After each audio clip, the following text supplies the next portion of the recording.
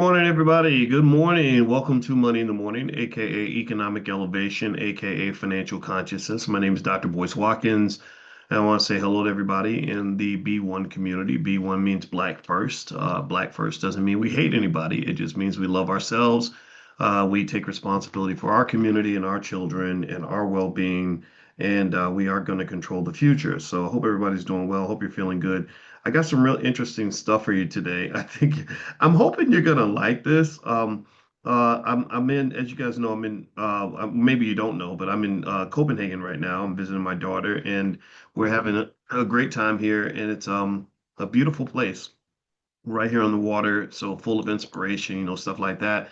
And a topic I was thinking about today was I was thinking a little bit about history and Black history, and I was thinking about what Black people can learn from our grandparents, right? I kind of feel like even though we figured a few things out, there's kind of this idea that the new Negro is always smarter and more sophisticated than anybody that came behind us. We send our kids off to these fancy universities and they come back lecturing grandma like grandma ain't been around the block 8 times and granddaddy ain't never been through nothing, like they didn't fight in World War II and all that.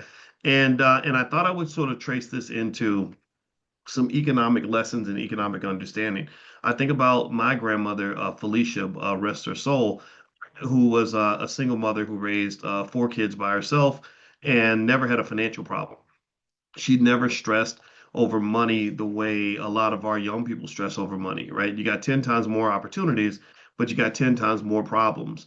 And so one of the reasons why I think that we should really consider the fact that our secret sauce could be our elders, the ones who came along before we traded in land and businesses for student loans and corporate jobs, is because they possess something that is really actually fundamental to wealth building. Your grandparents possessed a personality trait, generally speaking, that actually fits right into wealth building.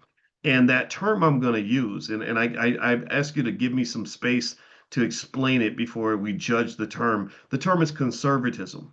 Right now, I want to ask you all a question. When you think of the word conservative, how many of you feel like that we sometimes think being conservative means you're a Republican? Give me a yes if you kind of grew up connecting the word conservative to Republican or something like that. Like I gotta go vote for, back in the day it was Ronald Reagan or George Bush or Trump or something like that. Do you sort of feel that way that sometimes we mislabel that term conservative to mean that you got to be a Republican, and if you're conservative, you can't be a Republican? I don't know. But a lot of people seem to feel this way. I'm not saying you feel this way. I'm saying that a lot of people feel this way.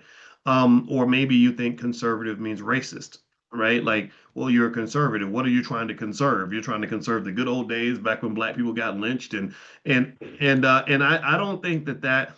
I'm going to broaden that definition a little bit, not because I don't want it to be political, right? I want it to be logical and I want it to be wealth related.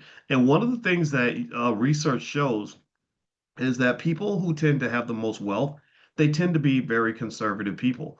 They don't go chasing after every waterfall that goes by. They stick to the rivers and the lakes that they're used to. Shout out to TLC.